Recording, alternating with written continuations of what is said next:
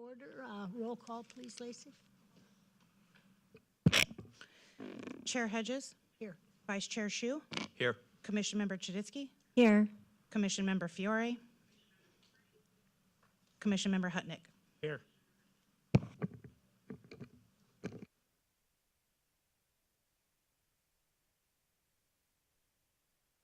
We will now do the Pledge of Allegiance. Please stand, and Dennis, can you lead us?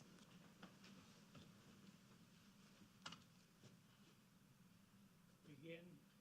I pledge allegiance to the flag of the United States of America and to the republic for which it stands, one nation, under God, indivisible, with liberty and justice for all. Thank you, Dennis. We'll now go to the appeal notice. In the event that you disagree with the action taken by the Planning Commission in regards to your application or with any condition for approval of the application, which is not a specific requirement of the Norco Municipal Code, you are entitled to appeal such determination or conditions to the Norco City Council, provided that such appeal is filed with the Norco City Clerk within 10 calendar days after the requirements for appeals, inclusive of payment and appeal fee of an appeal fee. Thank you. And now public comments. Do we have any? I have no public comments, Chair. Go to this consent calendar 2A, Planning Commission meetings, minutes.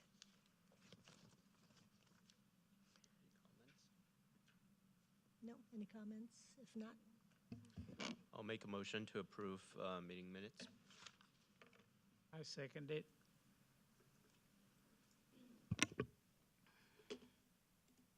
I have a motion from Vice Chair Shu and a second from Member Hutnick. Chair Hedges, yes. Vice Chair Shu, Yes. Commission Member Chuditsky, Yes. Commission Member Hutnick. Yes. Motion passed. Thank you. Move on to agenda item 4A, and this is yours, Michael.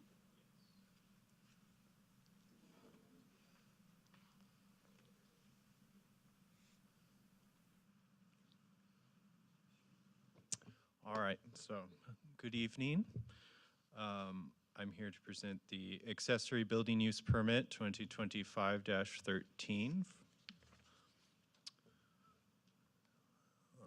This is a request to allow 1,000 square foot large vehicle parking building with an attached 400 square foot shop area located at 2313 Hillside Avenue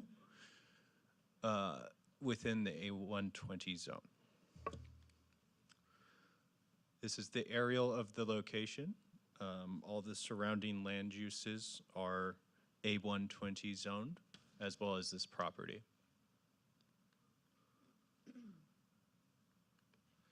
This is the proposed project plans. The workshop is in red towards the east side of the property. And the animal keeping area is in green, and the existing structures are in yellow.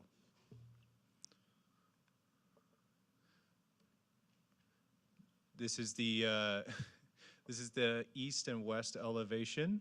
Notably, the large garage door there is facing towards the west of the property, which is the side with the driveway. These are the sides of the structure with the windows and doors as required by the code. These are some of the development standards detailed in the staff report that are all adequate for the code's requirements. The findings for an accessory building use permit. The first finding is that it is consistent with the general plan and zoning requirements of the zone in which the property in question is located, including protection of adequate open animal areas on lots where the keeping of large animals is permitted. The next finding is the requested accessory building use permit will not have an adverse effect on the public convenience thereof and will not adversely affect adjoining land uses, including runoff and drainage impacts and architectural compatibility. The final finding is that the City of Norco, acting as lead agency, has determined the project is categorically exempt from environmental assessment per Class 3 new construction or conversion of small structures of the California Environmental Quality Act, also known as CEQA. Before my recommendation, I would like to note that there is a small typographical error on the resolution that has the incorrect APN. The correct APN should be 123210022. And with that, we recommend you approve the Accessory Building Use Permit 2025-13, subject to the attached conditions of approval on Resolution 2026-08. And I am available for any questions, and we do have applicants representative here. Thank you. Questions to staff, Shannon? No. Jeff? Yeah, do you have the drawings available to pull up? Oh. I don't know if I saw. The elevations or the site plan? No, well, I think it's the labeled as sheet A02. It's the kind of the manufacturer's drawing. It has the floor plan and some of the specifications on it. I do not have that as a slide, no. Okay, that's okay. I just want to kind of clarify. So on that sheet, it is showing, and this is fairly common, but it's showing a option for a bathtub in there. I want to make sure that it's understood that we do not allow that in this use, and I'll kind of ask that in the question of the owner as well. It was communicated to the applicant. There was originally a bathtub inside of that bathroom, but it was removed. I assume this is just showing the remaining plumbing that would be enabled for the toilet and sink. So I'll let the applicant. Dennis, questions to staff? Yeah, in Exhibit B, they show a dotted line. Is that an easement? What's a dotted line for?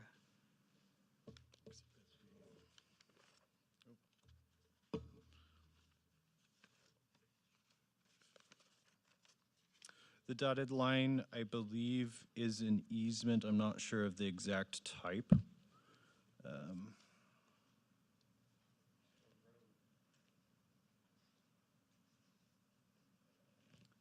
But yes, that is an easement marked on the assessor's map. So that if that's an easement, the reason I ask, if that's an easement, it goes right through the building, where the building is going to be put. Yeah, the research on the easements will be done through the plan check process as we go through the engineering review and the building plan check review. That looks like to me, it says, I think it's Hillside Avenue in there. It may be an old street reference, but the homeowner may have some insight to that too, if we want to bring them up for any questions. Yeah, that's all. One more thing too, as I've mentioned in prior projects, when this goes to plan check, I'd like to red flag the sewer line hookup to that building, because that way the fall of that property is, and that building's all the way in the back of the property, I don't believe they're gonna have enough fall.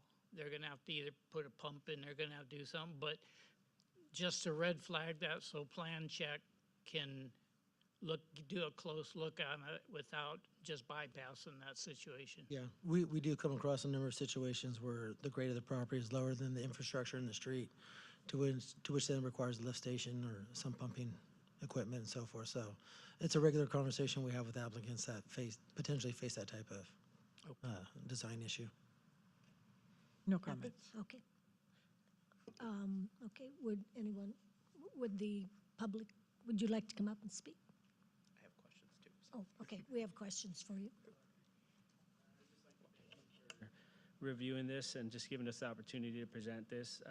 I really don't have any questions other than the fact that we believe everything that was submitted, falls under the municipal code.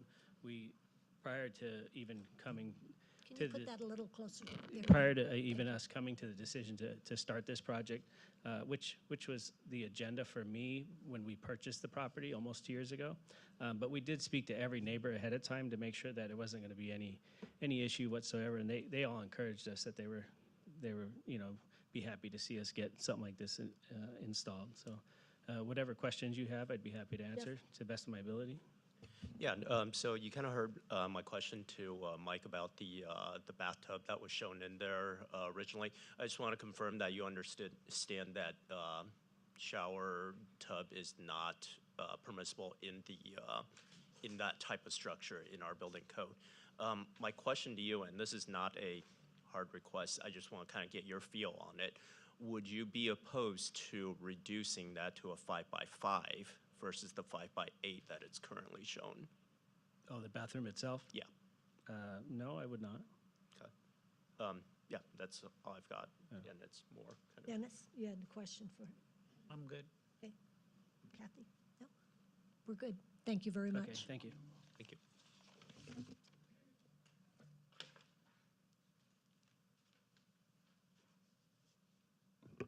I need you to open the public hearing, please.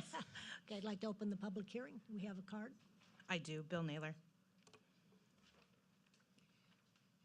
Evening, Commissioners. Just to start off with, I don't really have a problem with the structure, but one of your commissioners did bring up the issue that I was going to bring up tonight, was the easement, the road easement that goes through that property, and that's probably one of the reasons that that area was left vacant. I would strongly recommend that they make sure that that easement is cleared up before they do any construction. I'd hate to see the city approve it and then them build it, and then they find out that the county says, no, it's supposed to be a street there. Okay, that's the only concern I had. Thank you, Bill. That's it, Lacey? I have no further speaker Okay, cards. close the public hearing, bring it back to us. Discussion, Shannon?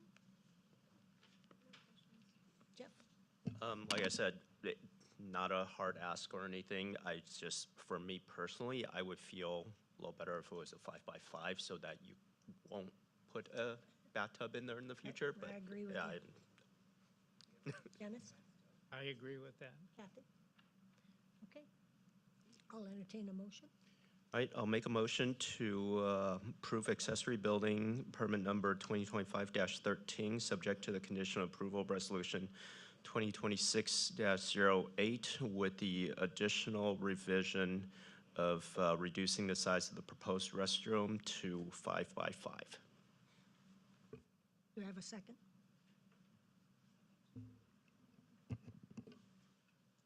Second. I have a motion from Vice Chair Shu and a second from Member Fiore. Chair Hedges? Yes. Vice Chair Shu? Yes. Commission Member Chuditsky? Yes. Commission Member Fiore? Yes. Commission Member Hutnick? Yes. Motion passed unanimous. Thank you. We'll go on to agenda item 4B. This is yours, Erica.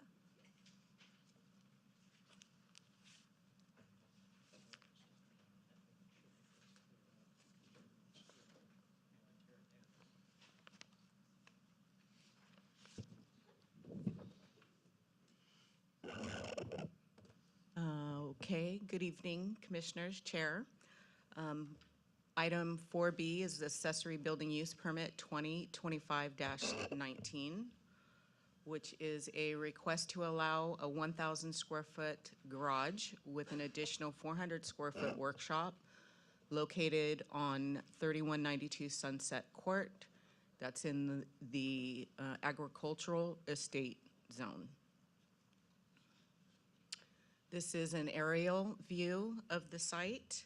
The lot area is approximately 42,253 square feet. The parcel is about 69% flat. The surrounding uses are primarily all single-family dwellings. The rear of the lot is a large open space area. This is the proposed site plan. Highlighted in the blue is where the 1,400 square foot garage is proposed. You can see the large area for the animal keeping. The AE zone does not require animal keeping to be shown. They are showing it. So that is a very good thing. Here are the elevations. At the peak for the RV garage is, 18 feet. at the peak for the workshop is 10 feet 4 inches. Another view, the east and west elevations, you see the windows and doors are added to break up the mass. The development standards are being met by the size, the height, the lot coverage, as well as the setbacks.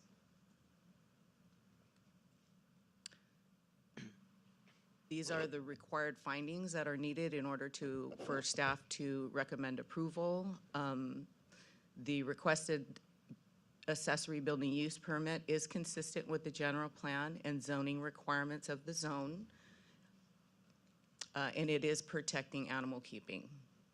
The requested accessory building use permit will not have an adverse effect on the public convenience and will not adversely affect any of the surrounding areas.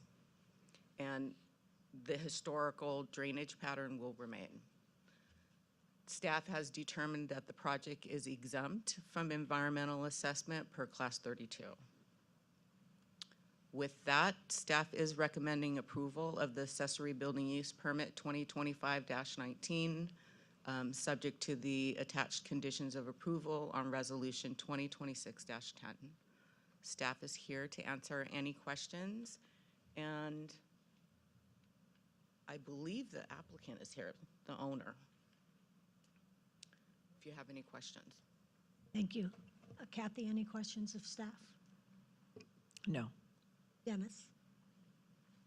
No questions. Jeff? Yes, sorry about this. Erica, I've asked you this offline. I'm just reading it into the record.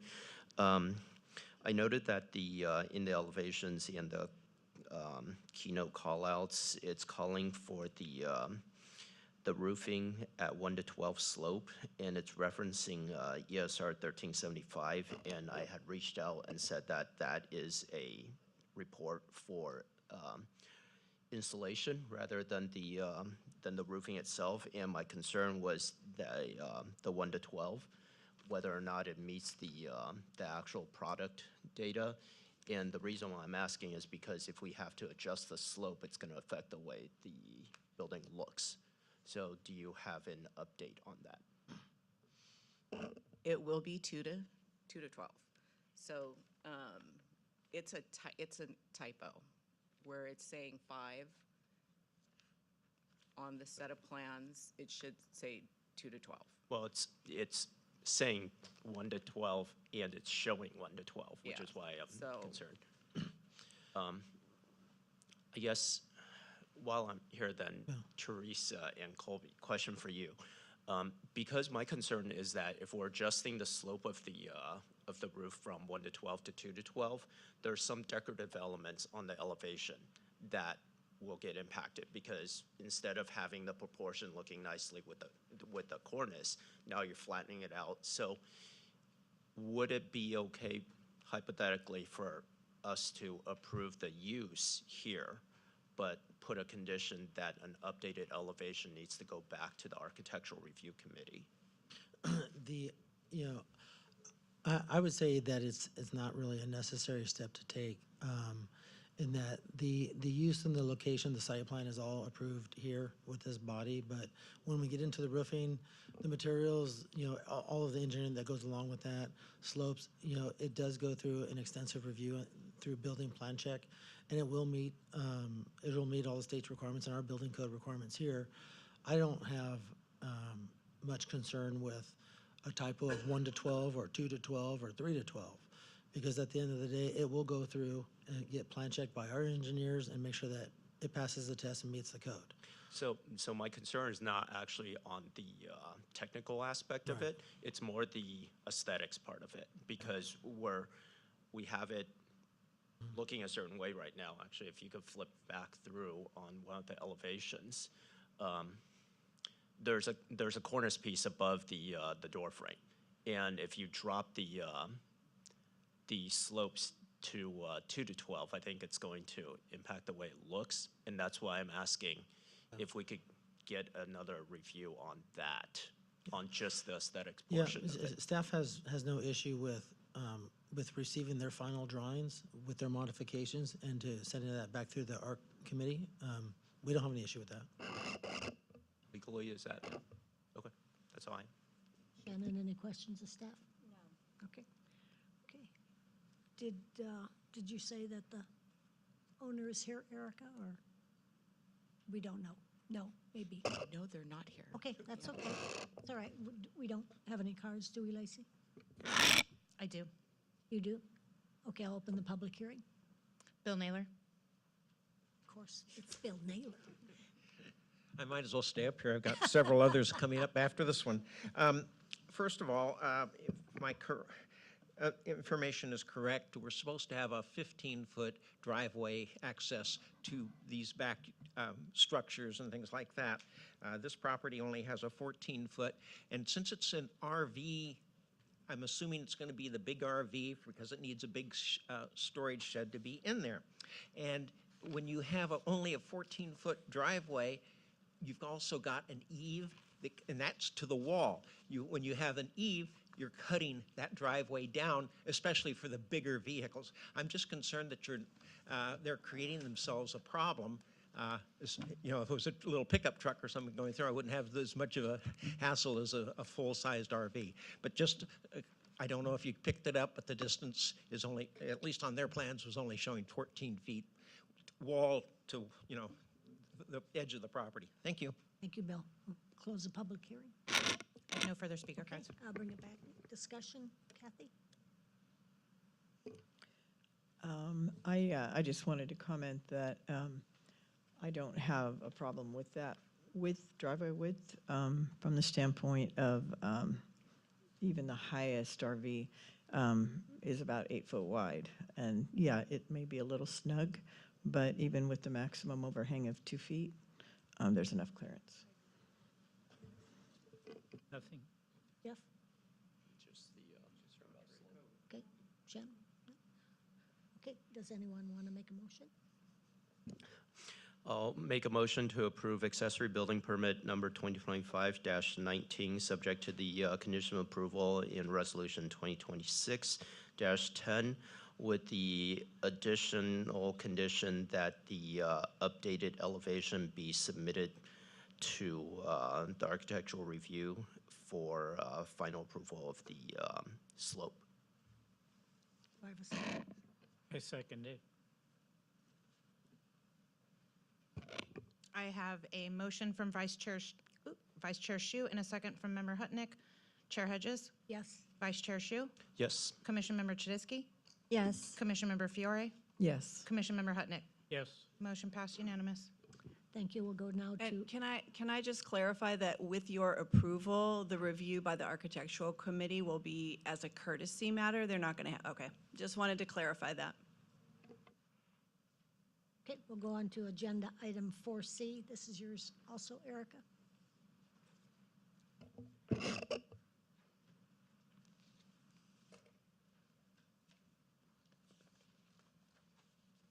Yes, it is. Item 4C is also an accessory building use permit, 2025-20. This is a request to allow a 988 square foot large vehicle garage located at 3834 Hillside Avenue, located in the A120 zone. This is an aerial view of the lot. The lot is a little over a half an acre at 24,829 square feet of land. The surrounding uses primarily, actually, are all single-family dwellings. There is, to the north, a commercial zone, but there is a single-family dwelling on that lot, a non-conforming. This is the proposed site plan showing the 988 square foot RV location. They do have the required animal keeping area set aside. The pipe corrals will remain. Here is the elevations of the structure. At the peak, it's 18 feet. At the eave, it's a little over 13 feet. Here's another view of the elevations showing the windows and doors. The request does meet the development standards, again, as far as the size of the structure, the setbacks, the height, the lot coverage, they all meet those requirements. These are the findings that are needed in order to recommend approval to the Planning Commission for this type of request. The requested accessory building use permit is consistent with the general plan and zoning requirements of the zone. And it does, again, set aside the required animal keeping. The requested accessory building use permit should not or will not have a adverse effect on the public convenience and will not adversely affect land uses in the area or affect the drainage. The City of Norco, acting as the lead agency, has determined that the project is categorically exempt from the environmental assessment per Class 32. With that, staff is recommending approval for this accessory building use permit 2025-20, subject to the attached conditions of approval under Resolution 2026-09, and the applicant is here. Thank you, Thank Erica. you. Dennis, any questions of staff? No questions. Kathy? No. Shannon? No. Jeff? Sorry. Just a question about color. On the submitted sheets, it's calling out material as galvanized steel painted, but no actual color is called out, at least that I saw. Do you know if it's on there? It's light stone color walls Okay. and burn shed slate color for the trim.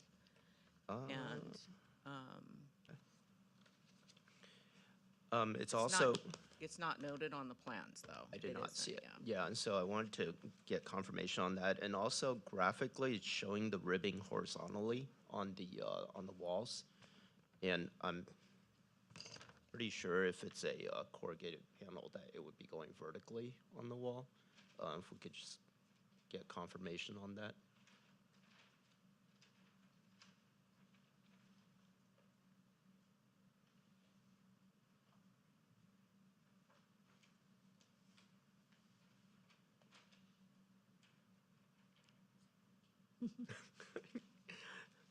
I will ask the applicant to confirm when that's all I've got. Okay, would the applicant like to come up?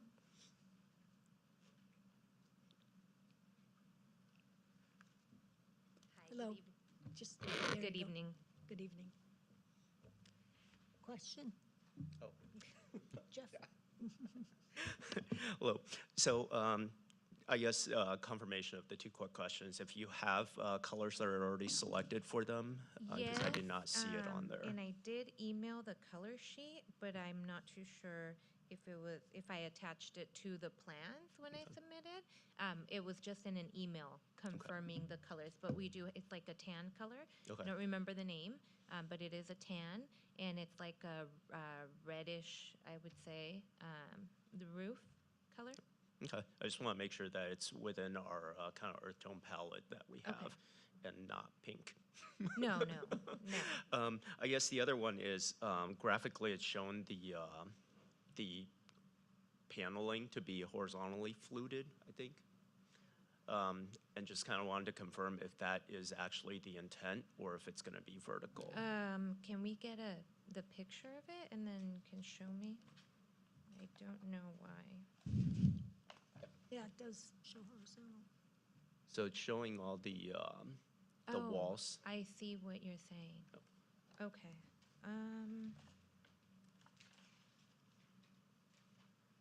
I mean, I guess for the purposes of this, it probably doesn't make a whole lot of difference to me, but just construction-wise, I think it would end up being vertical, but I just wanted to see if there's, They have it on their plans like that.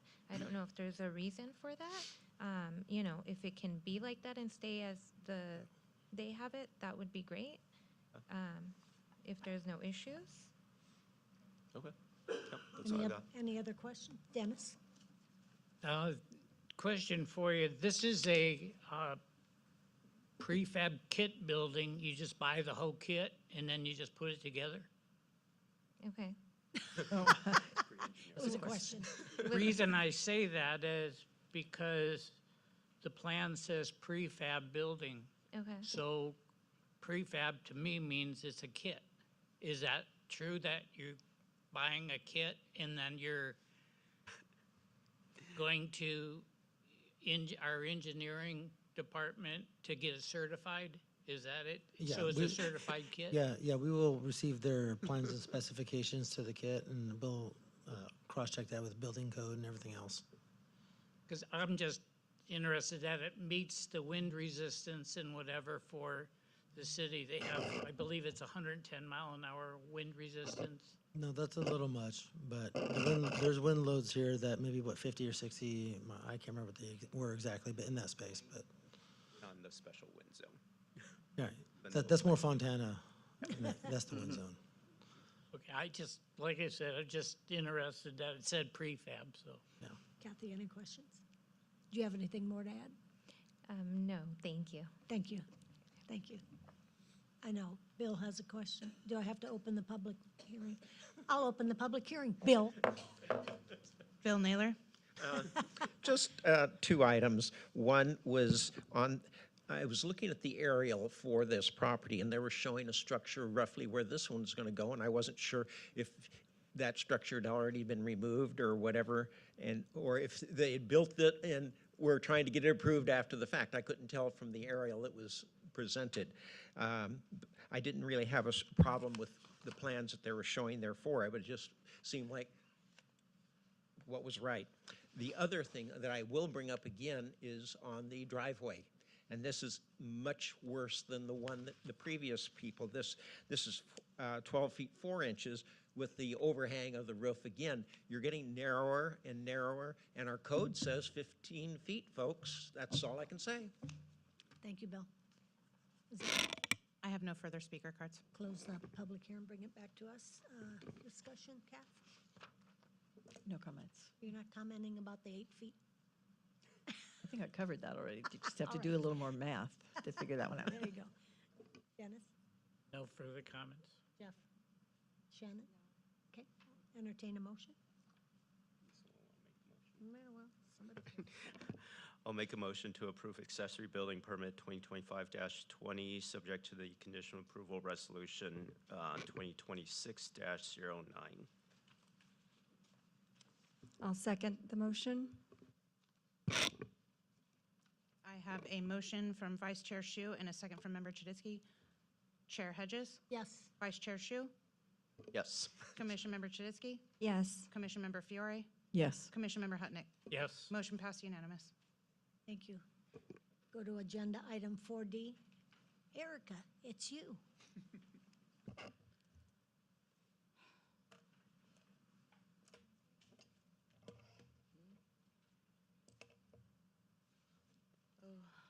Okay, item 4D is also an accessory building use permit, 2025-07. This is a request to allow a 1,350 square foot barn at 5677 Bluff Street. This is also within the A120 zone, which is an agricultural low-density zone. Here is an aerial view of the site. Again, this lot is almost a half an acre at 21,344 square feet. The parcel is 80% flat. You can see how it slopes down from the view.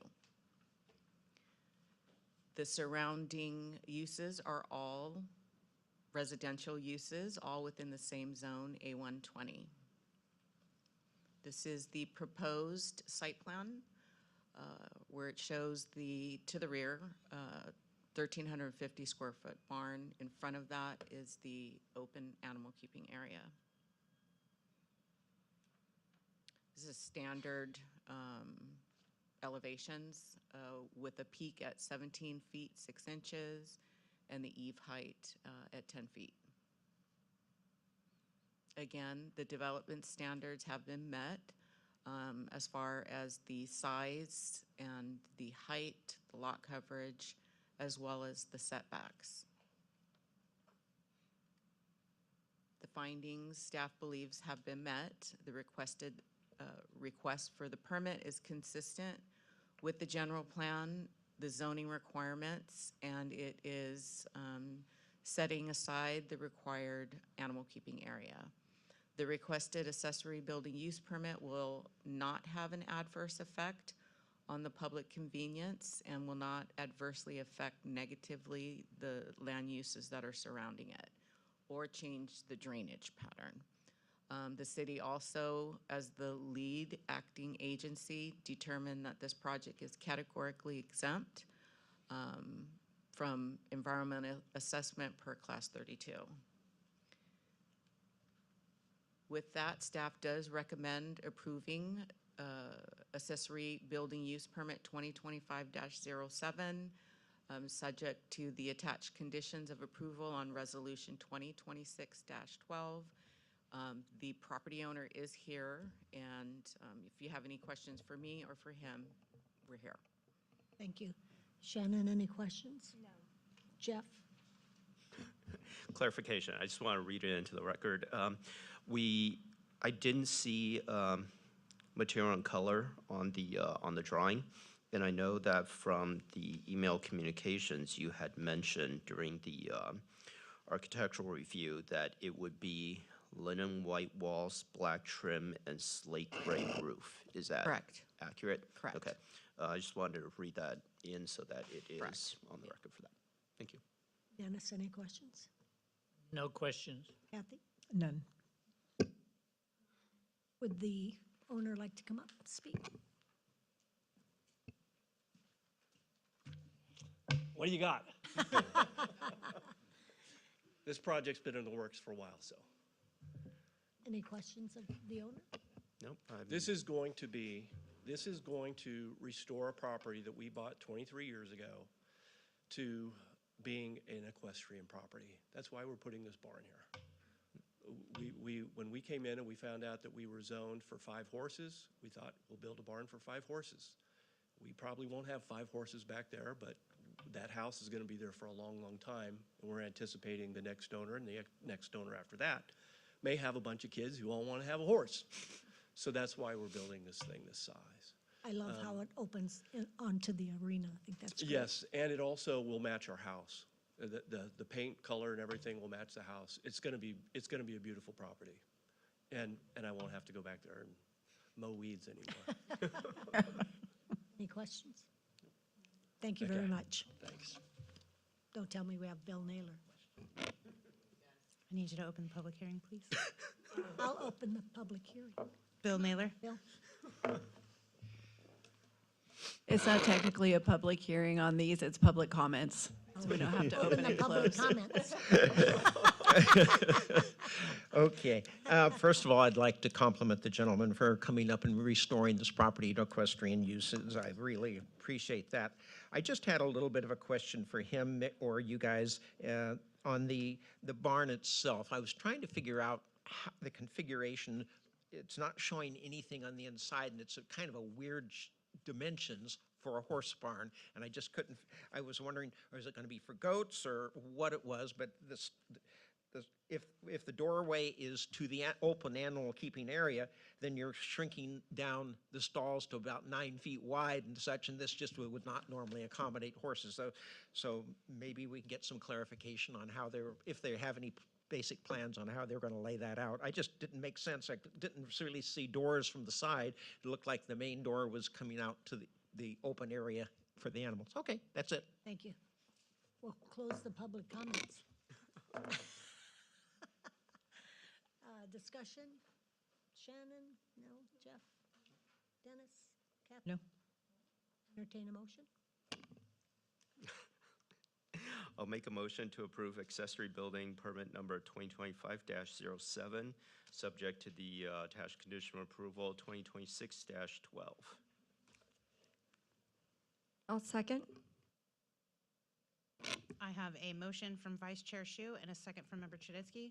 Vice Chair Hedges? Yes, Vice Chair Shu, Yes. that's all right. We can both be vice chairs. Member Chidisky, Yes. Member Fiore, Yes. Member Hutnick. Yes. Motion passed unanimous.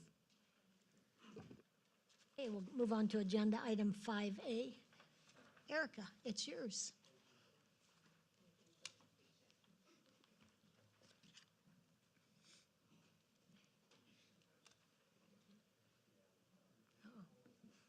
Bill's Okay.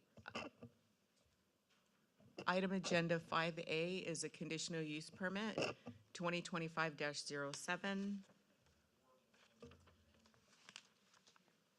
The request is for a proposal to allow consignment sales of refurbished and used firearms at an existing specialized retail gun shop located at 2027 River Road within the commercial general zone.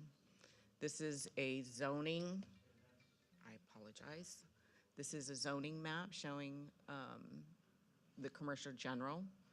And it's also showing where the blue arrow is, the location of the shop. Here's just an aerial view. It's the front of the gun shop. Surrounding uses are a mix of residential and commercial uses. Southwest is the residential area in the city of Corona. Here's a site plan, simple site plan, just showing you where the location is. Simple floor plan, showroom, secure storage area, restroom to the rear. These are the findings that are required for a conditional use permit. The requested conditional use permit will not adversely affect the general plan or the public convenience or general welfare of persons residing or working in the neighborhood. The requested use would not adversely affect the adjoining land uses, the growth and development of the area where it's located. The size and shape of the site is adequate to allow the proposed use, and the traffic generated by the proposed use will not impose any undue burden to streets and highways. Staff believes that these findings can be met and believe that, this is also exempt from CEQA, class 32, it's an infill. And staff does recommend approval for the conditional use permit, 2025-07, with conditions of approval per the attached resolution 2026-11. And the tenant, the owner of the shop, is here. If you have any questions, he's here, and I'm here as well. Thank you. Kathy, questions of staff? None. I'd like to say that it's a matter of record that I'm all for an idea of consignment sales versus yard sales of weapons. And that's exactly, if we don't have consignment sales, that's where it's gonna go, with people selling them out of their yard sales. But my question to the applicant, Well, okay, we're If I just could. questions of staff Okay, right no, now. okay Wait till the applicant comes up. Jeff? Quick question. There's no mention of operating hours in the application. I just wanted to kind of confirm that there's no intent to change that. There's no intent to change that. That will remain the same. Teresa, and sorry, this is one of those things where I probably should have asked you first, but I didn't think about it until now. Are you aware of any legal requirements in terms of required storage per gun unit or something like that? I do not know the answer to that question off the top of my head. I didn't know either. Thank you. I can find out and let you know, but I think, yeah, not at this moment. Janet? No questions. My only question was, should we have had the sheriff check this out, or did they? Was there any reason to them have, problem having consignment sales? So they do have an active business license, and there has not been any issues with them. The consignment sales, they're not asking for any new developments, just a land use issue, and there's no didn't know issues whether with ATF. Okay, So, all right, thank you. Would the tenants like to speak?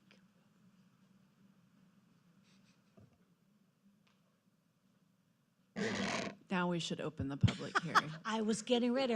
I saw them going, I'd like to open the public hearing now. I speak kind of loudly, so my name is Jeffrey David. I'm a retired state park police lieutenant, and I worked, after I retired, I started working at this gun shop here in Norco. And just about every day, we have customers come in asking if we can sell their guns for them. And it ranges from anywhere from, a lot of them are, widows. They don't have family members to pass these things on to, and we try to facilitate person-to-person transfers for them. And there's just really not a place for to get rid of these firearms for a lot of these people. And I think it would be a great benefit to the local community. Most of our customers are from Corona, Norco, and Eastvale, I would say. And just about every day, someone comes in asking if we can help them, sell their firearms. And so I think it would be a great benefit. And I just hope that this would be approved. It would be a really good benefit to the community. As you know, like selling firearms is not easy. It's not like selling a car. You have to go through a lot of things. And like I said, the last thing we want to do is have them sold in some kind of garage sale or back alley or something like that. And do you get requests from people to buy used firearms? All the time. Oh, okay. All the time. So you do have a base to draw Oh, from. yes, yes. Any questions? Kathy? Dennis? My question to you is, do you have a vetting process that you're going to put in place for, say, Mr. Smith brings in a firearm, where you hold it for a certain amount of time while this background check to make sure it's a legal firearm, to make sure it's not stolen, make sure, whatever. Yeah. And that you can sell it without any repercussions later. Yes, all of that is handled through the Department of Justice, through like a computerized system. So you input the firearm, you input the serial number, and then it will let us know if it's the status of it.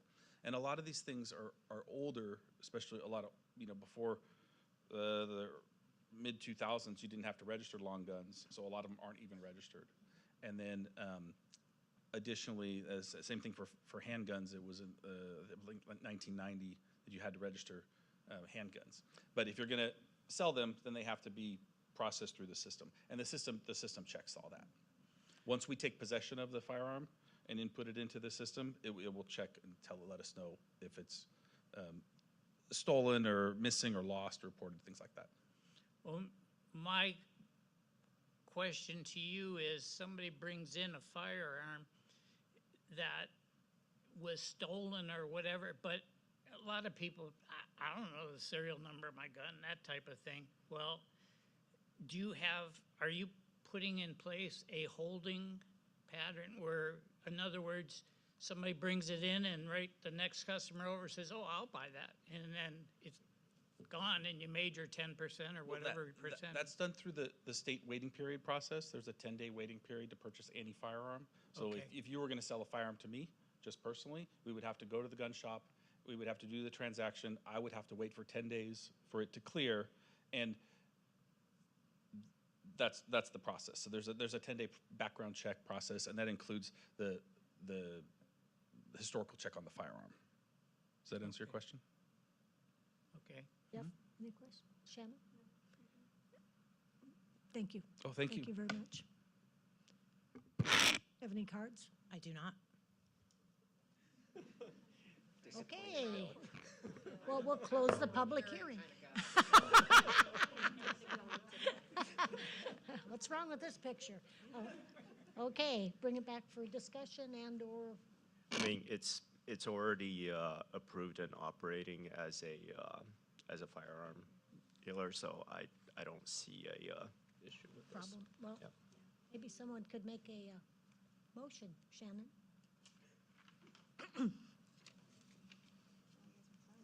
come on, you can do it, you can do it, I know you can.